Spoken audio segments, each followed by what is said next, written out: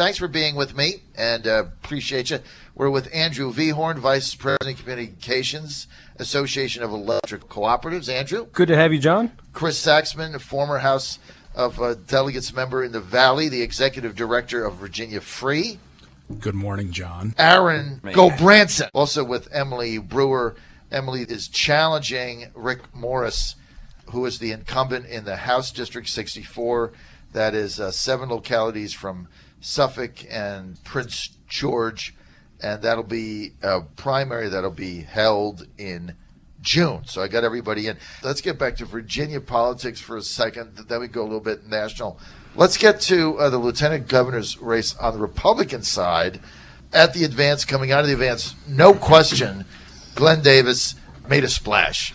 John, and he's becoming kind of the exciting candidate. He's the only guy doing out-of-the-box stuff. Mm-hmm. You know, you see the other candidates, they're doing your traditional, line up your constitutional officers' endorsements. They're raising money, they're sending out the emails. And then you see Glenn in an RV in a coal mine, or you see him passing out the Grinch Stole Coal T-shirts at the advance. He's out of the box, and it's making people take a second look at him, or take a first look at him. But he's catching people's eye, and it's working because we're talking about what he's doing right now. Chris? The only question is, does it translate to votes in June? I don't know that. And that's what has to happen next. Does it translate into people who will work for you, volunteers? Will they organize? Will they get more to the polls? And that's the challenge they all face, because they're the down ticket races. They all face that challenge. What I was struck by coming out of that, the advance this weekend, was Todd Gilbert, a member of the House caucus with Glenn Davis, endorsing Jill Vogel.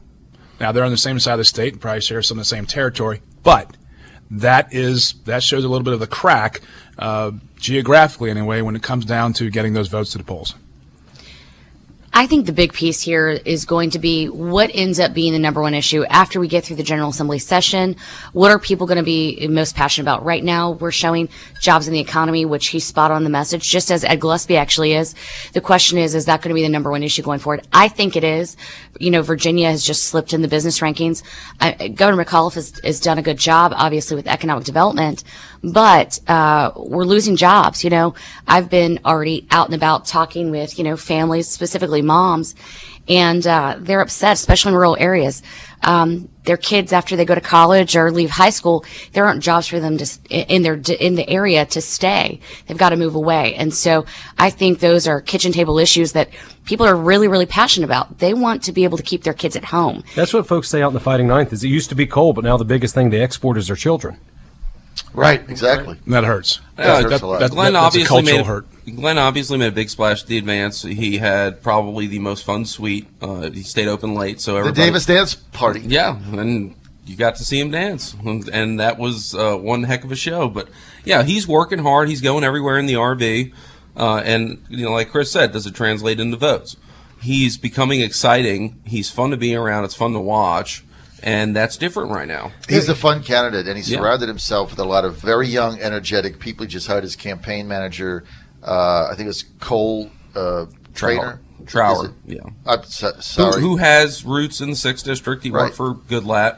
Right. And JMU. He's young. They've got, I think, Michael Kemp is a deputy. But you look and Brandy Dyke, who's a veteran of many Virginia campaigns. I mean, it's a fun, energetic organization of young people that are having fun. And that's what came out at the advance, was they were just having fun, and it's infectious. You could never underestimate, and just meeting some of the candidates or getting to know some of them, you can never underestimate the power of a candidate's spouse. And his wife Shelley is energetic, she's fun, and she's ready to work hard for him. And I think that's going to be a big piece to his puzzle. She's been very active over the years in the women's clubs, and that's a huge, important part of the Republican base. This is a recurring theme. We keep mentioning Shelley, and she's definitely his biggest asset on that campaign. And she's an asset. So, hashtag shout out Shelley. Right. And the other advantage they have in this campaign is they don't have any children. So the advantage of that is Shelley can go out with him. There's not child care issues like both of the other candidates have. I have 2 they can rent. What? I have 2 they can rent. But, it is an advantage, for her to be able to do that, where other spouses, it's a little bit tougher when you've got, I think, Vogel's got what, 5 or 6 or 7 children. She has a basketball team. I mean, every time I ask her, it grows. And I know Reeves has children's. I think she's got 8. She's trying to catch up with Ken Cuccinelli. 9 or something like that. But That's yes, never I mean, a good that's thing. But if you look at where our candidates are, we have 3 fantastic candidates that really, We really do. Each Without one of them question. checks a different box. If you want a veteran, if that's what you look for in a candidate, we have Bryce Reeves. Right. If you want somebody who can reach out to the suburbs as a solid conservative, we have Jill Vogel. If you want a small business owner, we have Glenn Davis. All 3 of them are going to be fantastic. Yeah, but all 3 of them are going to start turning on each other Well, to I drive up think- the other person's negatives. I think Bryce and Jill start turning on each other, and that could be that's a- Glenn's And that's- opening to drive that that's RV exactly right right. We've been talking about that the whole time about this race. If Bryce and Jill get into a pissing match with each other the whole time, then that's Glenn's opening right there. Well, and what he is structurally setting up is that fun, youthful, exuberant alternative that's focused on economic growth. So it's a growth, fun It's positive. campaign. It's very positive. And he's doing a great job on social media. And that most campaigns should start looking at saying, hey, maybe I should be doing that too. And the cool thing about this is as a That was directed Republican, at you, by the way.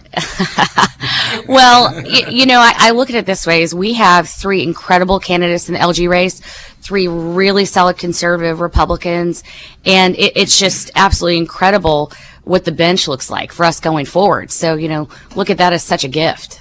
But it has to translate to Virginia politics. You can have a great bench, but if it's not representative of the entire Commonwealth, well, you're going to lose by less then. Saxman asked the key question. Does the enthusiasm and everything he's doing, does it translate into votes on primary day? We don't know that. That's the question. I've got all 3 candidates in it, right? I'm going to do my analysis next week, but I've got them all in it. But I've got Vogel as the favorite, and I'll tell you why. The favorite for 3 reasons. One, and not an overwhelming favorite, but the favorite, and then I'll get everybody's take on it. Number 1, she's the only female, and you're going to go down that primary ballot, and you got 17 Republican candidates or something, 1 woman. That's going to help her. I mean, I saw it in the Donovan race Absolutely. in that district with Janice and Vince Haley and Eddie. That's an advantage I don't think you can sneeze at. That's one advantage she has.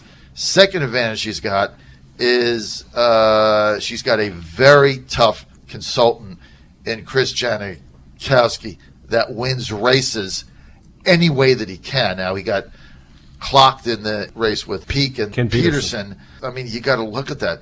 And the third thing is, if Janikowski sees that one of these candidates is within 3 or 4 or 5 of them going into May, like you're in the middle of May, and he does a poll, and they'll have the money for that. And they're like, okay, I'm up by 5, down by 5, up by 3, down by 3. They're going to drop $1 million in the final 3 weeks, and there's nobody who can compete with that. Yeah, so that gives her the advantage, Nobody right? can compete with her money. Right. I mean, she can self-fund. She can get her dad to write a check. She can raise all this money from the lobbyists and anywhere else. And the other theme that we keep returning to is she has the most ability to eat through the governor's race noise, which there's even more now. Right. So, Right. So that's why I've got her as the favorite. I Chris? would agree, but not by a lot. Right, Because small. it's too early. Small. Money begets money. She has money. She can raise money. She'll get money. Does it translate to votes? Does she spend it well? I think Jankowski, to your point, will help her do that. But one of the selling features for a candidate like Jill Vogel is that she's not only female, she's an accomplished professional woman. And when you go into the suburban areas, that's what you find more and more of in Virginia. That's where they're moving towards. So when you start self-identifying, well, who am I going to vote for? Who's like me? And in most of those households, you're going to have women with college degrees who are active in the workforce who also have children. So those are some identifiers that those voters are going to connect with, and they're going to say, you're going to vote for the woman this time, right, honey? And he's going to go, yes, ma'am, sir. And those are some deciding Is that the way it works? Well, I'm not going to say so much in my household, but I try to listen. Well, the other advantage she's got is, and don't underestimate this from the area, she's pro-life, obviously all of them are, but she's also pro-gay rights. And, that's a theme. I know I've been talking about it for a long time, but that's a theme that, finally now Republicans have gotten to understand that there's another segment of society that, so I think she's going to get that vote. now, right? that doesn't help her in a primary, though. I don't know. I don't think it's translating as It well. may as in Northern it would Virginia. have 10 years ago. That's what I I'm thinking. think it's a non-issue. Non-issue. Non-issue. Well, she's not I mean, running. I think She's it's not a- running on it. I mean, that's the thing. There, the one criticism you can have of her campaign right now is she's not running as who she is. It's not as authentic as her record. Now, you run the way you need to run in order to win, but she's not running the campaign. People who've known her for 10, 15, 20 years, this is a little bit of a different Jill Vogel statewide than State Senator Jill Vogel has Right. been. Yeah, but I think Right. people look past that. And to your point on the gay rights issue, who matters to that? Which voting block does that matter most to? Millennials. Right. And she can attract millennials. And She she'll can, take she can that go to for the college Davis. campus and They say, vote- I'm not that Republican anymore. That's And general where is election, Davis on though. that? I have No, in my mind that he in is. the primaries, it matters. I don't know. We'll have to ask him. I got a couple of texts here to read. Nick in Virginia Beach says Glenn Davis is a rhino. He was pro-light rail, and he wanted to be a politician since high school. Chris says, good morning, John. I have to be honest with you and your panel as one who votes regularly Republican. Ralph Northam looks very good to me. He's a great guy. He's going to be hard to beat. Let's be honest. If he was a Republican, we would be all over this candidate, and he would be the favorite right now in the GOP. That's from Spot on. Chris in Chesapeake. Spot on, right? There's going to be a Republicans for Northern PAC that pops up. Oh, yeah. Depending on who our nominee is. Right.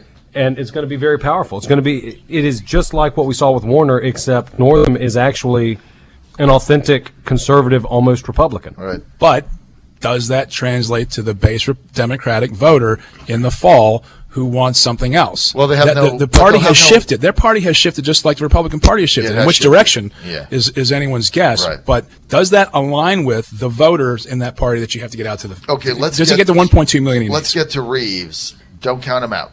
I got to tell you, this guy. Nope.